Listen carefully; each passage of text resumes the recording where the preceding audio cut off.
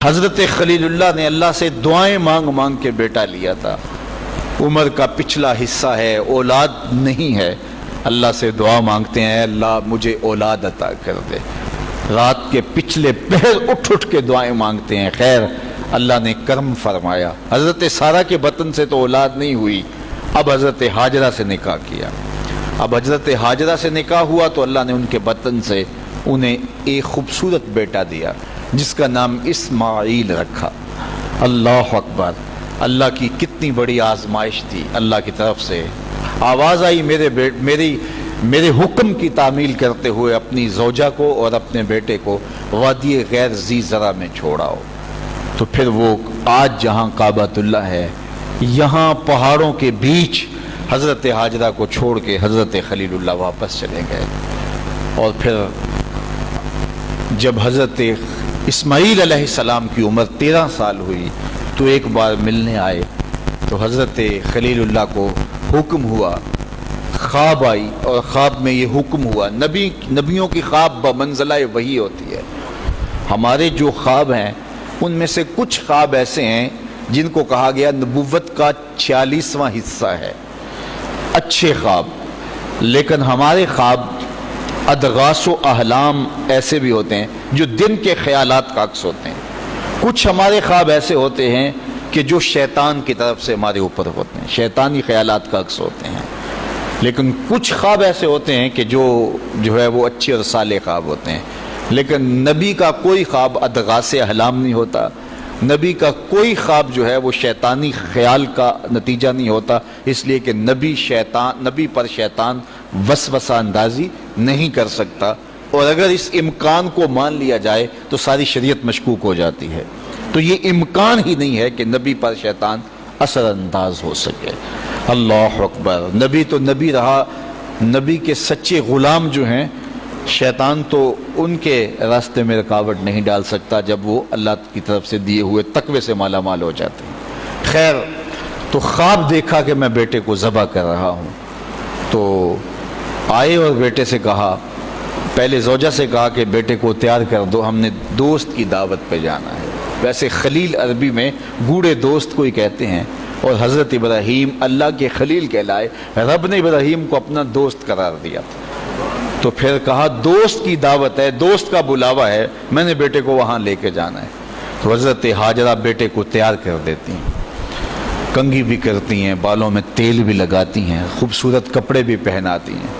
اللہ سے مانگ مانگ کے لیا گیا بیٹا۔ اللہ اکبر، اب 13 سال کی عمر، فلما بلغ معہ السعی، جب وہ بلوغت کی عمر میں پہنچا، چلنے پھرنے کے قابل ہوا، تو حضرت ابراہیم علیہ السلام ان کو لے کے ساتھ چلے۔ اور راستے میں جب یہ منظر دیکھا کہ باپ بیٹے کو اللہ کی رضا کے لیے ذبح کرنے جا رہے، تو شیطان کے تن بدن میں آگ لگ گئی۔ قیامت تک یہ نقشہ دنیا دیکھے گی، کیا منظر ہوگا خدا کی رضا کے لیے یوں بھی اظہار کیا جاتا ہے۔ تو وہ حضرت ابراہیم علیہ السلام کے پاس آیا، ابراہیم ایک خواب کے سہارے بیٹے کو ذبح کرنے جا رہے ہو، اللہ کو راضی کرنے کے اور تھوڑے طریقے ہیں۔ تو حضرت خلیل اللہ نے پتھر اٹھا کے اس کے جو ہے وہ مارا، کہا ہٹ جا، میرے پاس ایک اسماعیل ہے، 1000 اسماعیل بھی ہوتے، قربان کر دے۔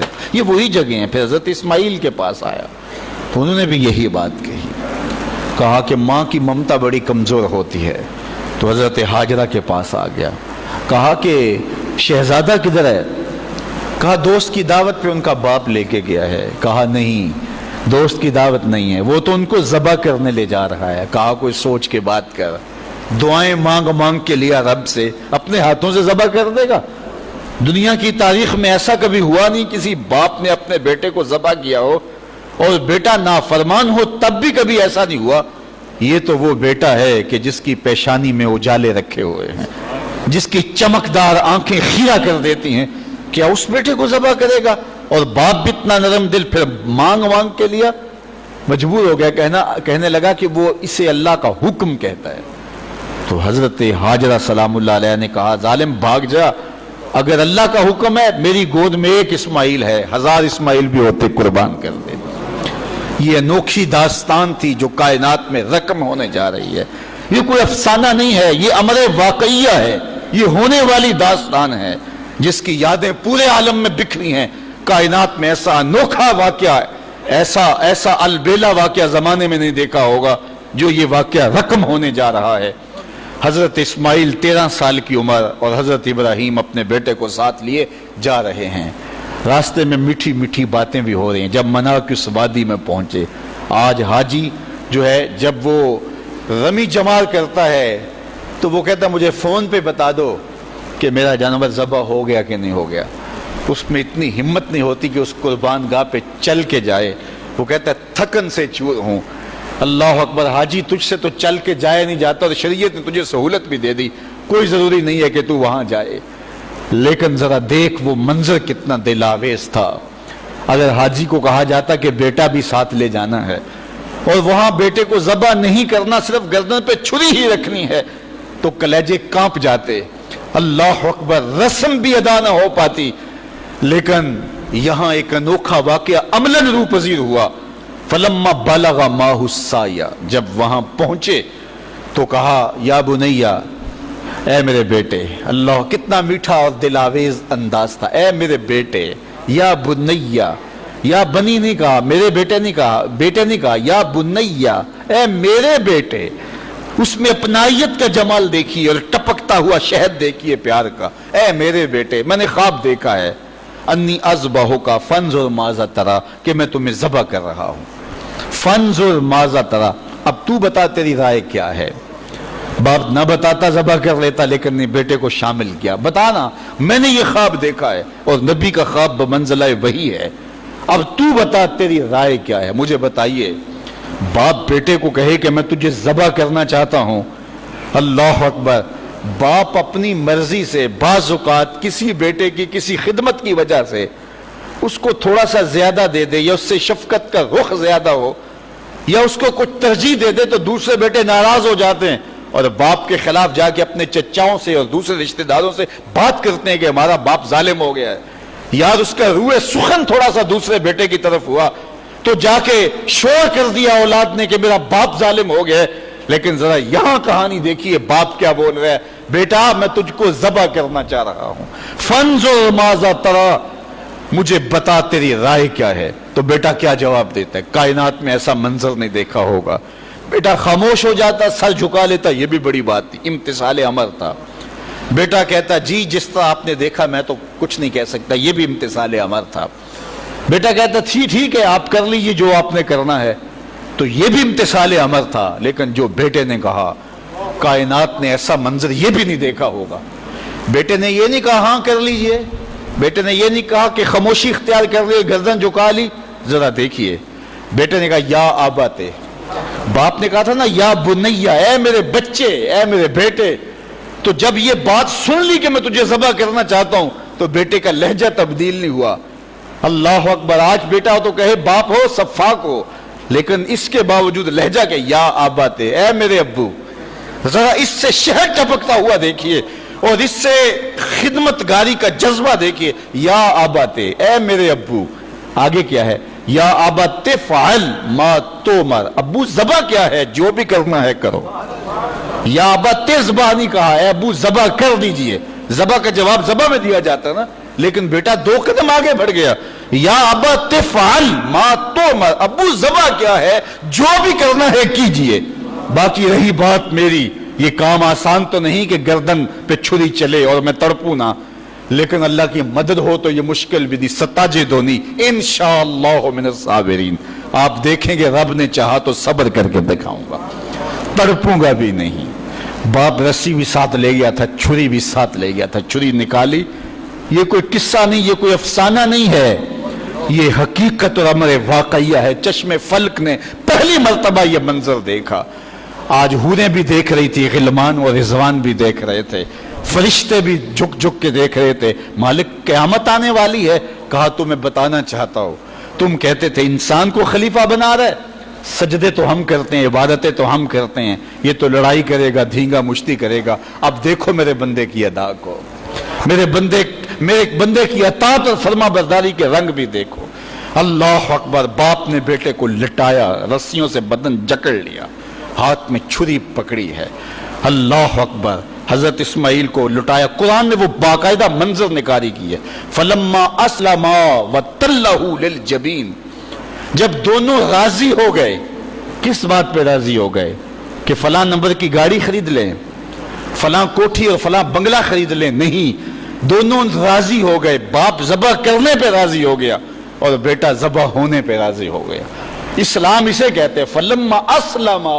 یہاں لفظ جب دونوں نے رضا کر لی، طے کر لیا، دونوں نے سر جھکا لیا. الاسلام گردن نہادن، اسلام کا معنی گردن رکھ دینا. تو دونوں نے جب گردنیں رکھ دی اللہ کے حکم پر، باپ ذبح کرنے پہ تیار ہو گیا اور بیٹا ذبح ہونے پہ تیار ہو گیا. سینے میں دل رکھنے والے ہو، بیٹے کا ذبح کے لیے تیار ہو جانا چھوٹی بات نہیں تھی، لیکن باپ کا اپنے ہاتھوں سے بیٹے کو ذبح کرنا یہ اس سے بھی بڑی بات تھی. یہ تماشائے لبے بام نہیں تھا. لیکن آج زمانہ اس منظر کو دیکھ رہا ہے. منا کے سیاہ پہاڑوں میں یہ کہانی رقم ہونے جا رہی ہے. باپ نے ہاتھ میں چھری پکڑی اور بیٹے کو لٹایا. قرآن بتاتا ہے فلما اسلما، جب دونوں راضی ہو گئے. وتلہ للجبین، اور باپ نے بیٹے کو پیشانی کے بل لٹایا. اس پر مفسرین نے دو باتیں کی ہیں. للجبین کا معنی کیا ہے کہ پیشانی کے بل لٹایا، پیچھے سے ذبح کرنا چاہ رہے تھے. اور دوسرا یہ ہے کہ جس طرح جانور کو ذبح کیا جاتا ہے تو اس کی گردن کو بل دے کر کے ماتھا زمین پہ لگایا جاتا ہے کہ رگیں تن جائیں اور گردن کھل جائے تاکہ ذبح کرنے میں آسانی ہو. تو کہا کہ گردن کو جو ہے وہ کشادہ کرنے کے لیے آپ کا نازک گلا گھما کر کے پیشانی پہاڑ پتھر کے ساتھ لگائی اور رگیں تن گئی. پورا بدن جکڑا تھا رسیوں سے. اور حضرت ابراہیم نے خود بھی پٹی باندھی تھی کہ یہ منظر اتنا آسان تو نہیں ہے. اللہ اکبر. اچانک حضرت اسماعیل نے کہا ابا جان میری رسیاں کھول دو. بیٹا کیا ہوا؟ کہا کھول دو رسیاں. بیٹا ابھی تو کہہ رہے تھے یا ابا تفعل ما تؤمر، جو کرنا ہے کیجئے، اب کیا بول رہے ہو؟ کہا کل کا مورخ لکھے گا باپ ذبح کرنا چاہتا تھا، بیٹا ذبح ہونا نہیں چاہتا تھا. باپ نے باندھ کے کیا ہے. کھول دو رسیاں، نہیں تڑپوں گا. رسیاں کھول دی گئیں. حضرت ابراہیم نے ہاتھ میں چھری پکڑی ہے لیکن پٹی برابر بندھی ہے. بیٹے فلما اسلما وتلہ للجبین. اللہ اکبر. تو پوری قوت کے ساتھ چھری کو نازک ریشم جیسی گردن پہ رکھا. ابراہیم تیرے حوصلے پہ قربان، اسماعیل تیری فرما برداری پہ قربان. اقبال بولے یہ فیضان نظر تھا یا کہ مکتب کی کرامت تھی، سکھائے کس نے اسماعیل کو آداب فرزندی. بیٹا لیٹا ہے، رسیاں بھی کھلی ہیں، تڑپتا بھی نہیں ہے، آہو فغاں بھی نہیں کرتا، آنکھوں میں آنسو بھی نہیں ہے. باپ نے ہاتھ میں چھری پکڑی ہے، بیٹے کی نازک ریشم جیسی گردن پہ رکھی اور پوری قوت سے چھری کو دبا دیا. لیکن ہوا کیا کہ ایک بال بھی نہیں کٹا. چھری کو پاس پڑے پتھر پہ مارا. لکڑی پڑی تھی، پتھر پڑا تھا، مارا، وہ کٹ گیا. لما تقطع یا سکین، اے سکین ہے چھری تو کیوں نہیں کاٹتی؟ اللہ اکبر. چھری نے زبان حال سے آواز دی ابراہیم الخلیل یامرنی والجلیل ینہانی. خلیل مجھے ایک بار کاٹنے کا کہتا ہے، وہ خلیل، وہ کبیر، وہ رب، وہ جلیل 70 بار کہتا ہے خبردار ایک بال بھی کاٹا. کہا تیرا کام تو کاٹنا تھا. چھری بولی آگ کا کام بھی تو جلانا تھا. جس نے آگ کو جلانے سے روکا آج اس نے مجھے کاٹنے سے روک دیا. سمجھے اس سے یہ بھی تو نتیجہ نکل سکتا ہے چلو جان چھوٹی، میرا قصور تو نہیں تھا، لیکن اللہ کے حکم کو پورا کرنے کا جذبہ تھا. پتہ نہیں دل میں کیا بات آ گئی کہ چھری کو روک دیا گیا. پھر استغفار پڑا اور چھری تیز کی اور گردن پہ رکھ کے پورا زور لگا دیا. گردن کٹ گئی، خون بہنے لگا. خوش ہو گئے کہ بڑا کام تھا کر گزرا. جلدی جلدی پٹی کھولی تو دیکھا ذبح ہونے والا بیٹا نہیں دمبا تھا. اللہ اکبر. دمبا پڑا تھا اور بیٹا پاس کھڑا مسکرا رہا تھا. تو حضرت خلیل کی زبان سے بے ساختہ نکلا اللہ اکبر. تو حضرت اسماعیل بولے لا الہ الا اللہ واللہ اکبر. پاس جبریل کھڑے تھے، کہا اللہ اکبر وللہ الحمد. آواز آئی فلما اسلما وتلہ للجبین ونادیناہ ان یا ابراہیم قد صدقت الرؤیا انا کذالک نجزی المحسنین. آواز آئی ابراہیم تو نے واقعی خواب پورا کر دکھایا. تو نے تو اپنے گمان میں بیٹے کی گردن پہ چھری چلائی، لیکن یہ ہم نے اس وقفے میں دھمبا رکھ دیا. تم نے واقعی خواب پورا کر دکھا. وفدیناہ بذبح عظیم. ہم نے ان کے جو ہے بدلے میں ایک دمبا دے دیا اور ہم نے اس کو پچھلوں کے لیے سنت رکھ دیا۔ آج منا کی وادی میں حاجی وہاں جا کے دمبے کی گردن پہ چھری پھیر رہا ہوتا ہے، وہ یادگار آج اس مذبح پہ، آج اس منصب پہ جہاں بیٹے کی قربانی کے لیے حضرت خلیل چھری ہاتھ میں لیے کھڑے تھے، آج 40 لاکھ جانور قربان ہو رہے ہیں اور پوری دنیا کے اوپر قربانیاں ہو رہی ہیں۔ اللہ اکبر، وہاں آواز آتی ہے سلام علی ابراہیم، اے ابراہیم تیرے اوپر سلام۔